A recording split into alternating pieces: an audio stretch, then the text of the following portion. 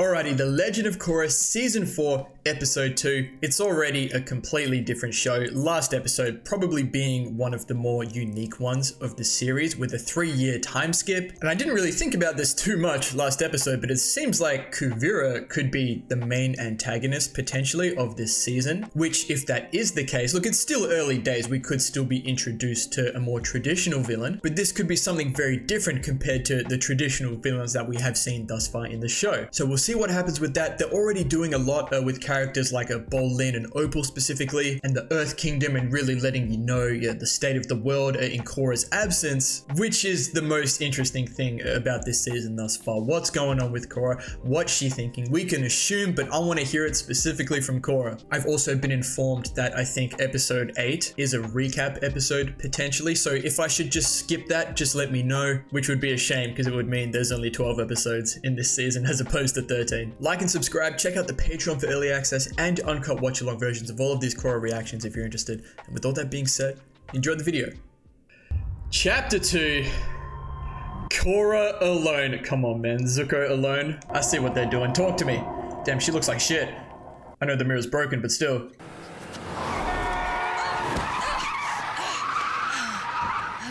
If she's going through it, she's still recovering, it seems. Oh, she's seeing shit, man. Oh, the chains. You again.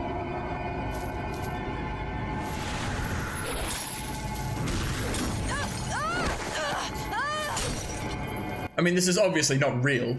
Leave me alone. Yeah. What's wrong with her? Now, don't take this the wrong way, but I can't wait for you to leave. Okay, this is 3 years ago. I mean, because I've never had a pen pal before. I'm gonna write you so many letters, and just to get the ball rolling, here. Spoiler alert, Pabu and I already miss you. Oh, the homies. I like the color shading on these flashback shots. I'm happy to come with you. No, I appreciate it, but I'll only be gone a couple of weeks. I don't want you to worry about Look a at thing while Jinora. you're gone. Your recovery should be your #1 concern. She said a few weeks, but 3 years? What happened?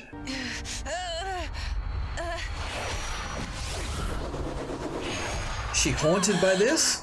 I mean, I can understand that. This reminds me of the end of season 1. We don't want to push you, but it's been 3 weeks. Will you please go see Katara? Yeah. All right. I'll go. Why would she not want to see Katara? I think the damage is more mental than physical. I can help guide your healing process, but whether you get better or not is up to you. And there it is. I know what it's like to go through a traumatic experience. And I promise you, if you dedicate yourself to getting better, you'll recover stronger than ever. It do be like that. Concentrate on your big toe. Visualize it moving. Ah, okay. Hey. And that's all the proof you need. Did you see that? It worked. Oh, look at Katara. I feel like watching The Last Airbender again. The mind can be a powerful ally, or your greatest enemy. Oh, she's spitting. I want you to try taking a step. God, I've never had to go through something like this, but dude, I can only imagine how hard this must be. Your body thinks it is still in danger, but you're safe here. Use your mind to overcome the pain. Oh, Katara is spitting. Dear Korra, I miss you. It's not the same in Republic City without you. I just got a big contract to help redesign the I'm getting city's sad, infrastructure. man. I'm glad we're paying attention to Korra, though. So, I'm not very good at writing letters. It's 2:15 in the afternoon. Weather is fair. Marco! My dearest Avatar Korra, Oh, Bolin. Bro, I'm sad. I feel our friendship knows neither time nor Are distance. these all letters? Like, all those papers?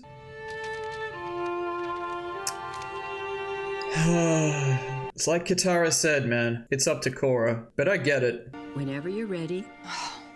What's the point? We've been at this for almost 6 months, and I can barely take a couple of steps without collapsing. Of course I'm frustrated! A crazy man poisoned me, and now I can't dress myself, or cook for myself, or do anything for myself. Yes. My friends have been off helping the world while I'm stuck with you, and you can't even heal me! That came out wrong. Oh, Korra. I get it. All right. It reminds me of like early on in the show. But you're not the first Avatar who's had to overcome great suffering. Can you imagine how much pain Aang felt when he learned that his entire culture was taken from him? But he never let it destroy his spirit. He chose to find meaning in his suffering. And he had his homies. Go and get your homies, Korra. What am I going to find if I get through this? I don't know. But won't it be interesting to find out? Oh, she's spitting, man.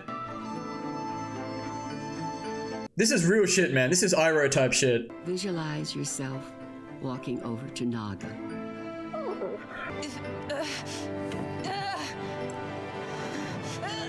There you go. Oh, the music. Oh, here we go. Oh, Naga. Oh. Might shed a tear real quick. Damn. Yeah. 3 years later. What? Is it real? Is it not real? Huh? Oh, stop it. Oh god, it's terrifying, bro. Okay? Wait. You can see her too? Yeah, that's what I'm saying. It's the way that Korra calls it like it's a thing, like it's a real person. Maybe the dog's a spirit. How'd you do that? Now let's see it from this perspective. It's so Oh, good we're to back see in the you. past again. How have you been, Korra? I feel great. Come on, I want to show you how much better I'm doing. Okay, well she seems great right now. What happens? Oh, this is literally like season 1. Okay, this is episode 1. It's a great callback.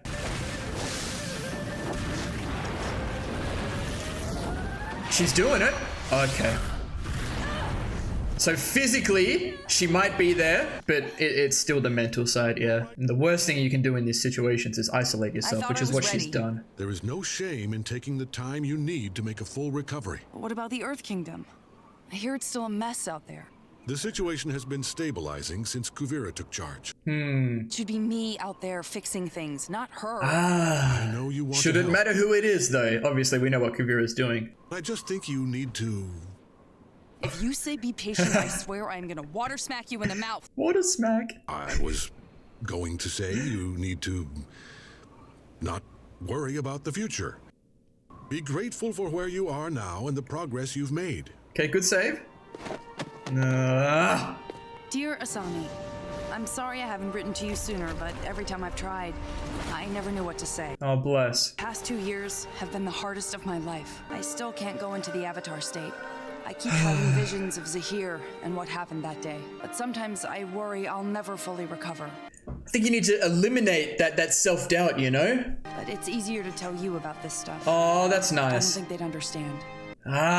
This is real shit, man. There's something I need to tell you both. What is it? I want to go back to Republic City. I need to be where the action is, where my friends are. Yeah, there you go, where the friends are. And they can take you back to Republic City as soon as you're ready. No, I want to go alone. Yeah, she had this planned out. Oh, the music. That's a good smile. I feel like I remember this place. Lobster crabs, please. The tornado episode, the flashback. I can't believe it! Mind if I take a picture for my wall of avatars? He's doing the thing. Hey, now, smile! My brother in Christ, it's upside down. Thieves, get back here! Get him, Korra. Oh, don't worry, the avatar's right here! Oh boy. Okay.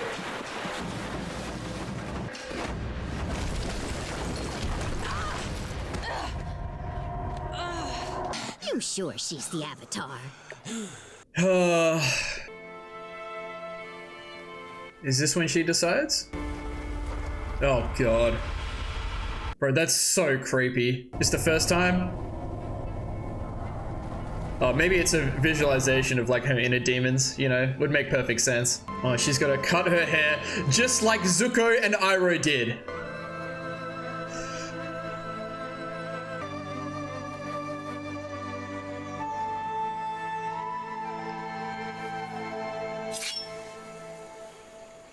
Oh, that gives me chills, man. This is the episode I wanted. Ooh, are we in the south? She go to the portal? into the spirit world. Iroh. Oh, she needs Iroh right now for sure. Pretty dope to have the spirit world just to go into and chill like this. Aww. Everyone, come here. It's the Avatar. So wait, these spirits be talking now? You sure? I don't sense any Rava energy around her. No Rava energy. I came to the Tree of Time hoping to reconnect with Rava and turn on the Avatar state again. The last time I was here, I saw all sorts of visions. True. I don't see anything. That was wild. Season 2. I'm sorry. But for years, people have been saying they can help me get better. Nothing's worked. Ah. I need to figure this out on my own. See, I don't think that's the answer. But it's gonna take Korra to where she needs to go. It's just gonna be tough. Dear Mom and Dad, I arrived in Republic City a couple weeks ago and couldn't be happier. It's nice to be— And you have to lie to your loved ones like while you go through all of this. It's just extra baggage to carry in your head. Well, she's seen things, obviously, but Rava? Rava! that's what she wants the most right now.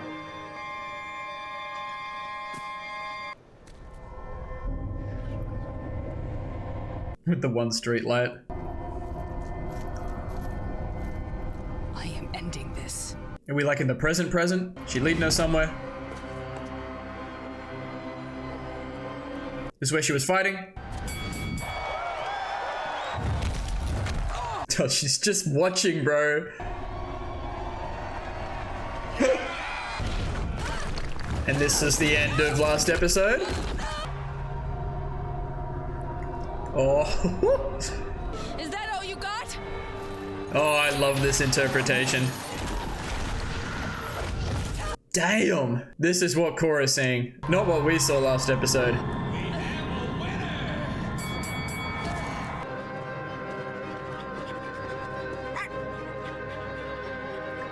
Why did you bring me to the swamp? Stop it, is this the swamp? The music is building. That was sick. I appreciate that. I met you at the Tree of Time. It was a spirit. You should have told me who you were. If I did, would you have followed me? But why did you bring me here? What am I gonna find in the swamp? Toph. Not a what? A who? Stop it. No, no. Wait, it makes sense though. Come back! I was gonna say, because Aang first saw a vision of Toph in the swamp. And we know Toph is out there in the world somewhere seeking enlightenment, but maybe the spirit was talking about this. You're just in my mind. You're not real. But like, how is she taking damage like that? Oh my god. Demon Korra is different. Like, how real is this? Maybe this is Rava trying to snap her out of it. I don't know. The chains are crazy. That meant to be like the poison? Oh, nah.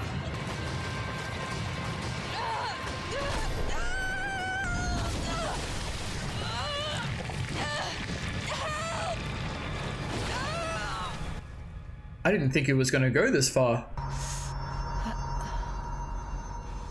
Underground? Wait, okay. Who is it? Feeling better? Where am I? I was hoping you could tell me. I found you passed out in the mud. Reminds me of the bloodbender. I can't remember her name. A spirit led me here and told me I was supposed to find someone. Is that you? Beats me. But if your avatar senses called you here, you should probably listen to them. Wait, you recognize me? In a manner of speaking. We were good friends in your previous life. It's Toph. Look at her eyes. I can't believe it. Toph? Nice to see you again, Twinkle Toes. Bro, that actually got me crying. That episode actually got me crying twice. I can't even remember what the first time was. I think it was Korra walking across to Naga. Bro, it's actually Toph, bro. Twinkle Toes. I think the Twinkle Toes gets me, man. I was thinking it was gonna be Iroh that Korra needed to speak to in the spirit world, but Toph had a pretty significant conversation with Iroh as well. Oh, bro, now Toph's in the show. I can't wait to see what comes of this, man. All right, so this is an episode that is very easy for me to appreciate. One of the things I love to talk about in terms of anime is that yes, they are mostly drawings and characters and a story that someone or a group of people have made up, like it's mostly fiction. But almost all of the time, these people are trying to tell a very specific story and send a very specific message. And that is so apparent to start off this season and this episode specifically. I'm looking at like when season 4 would have come out. Let me put a number to that actually. So season 4 came out late 2014, so 10 years ago, almost exactly. Wow. I think talking about mental health in this sort of way, in this specific time, would mean so much to so many people. All the things that Katara is talking about is so real, man. Like right from the get-go, yes, there's a lot of physical damage.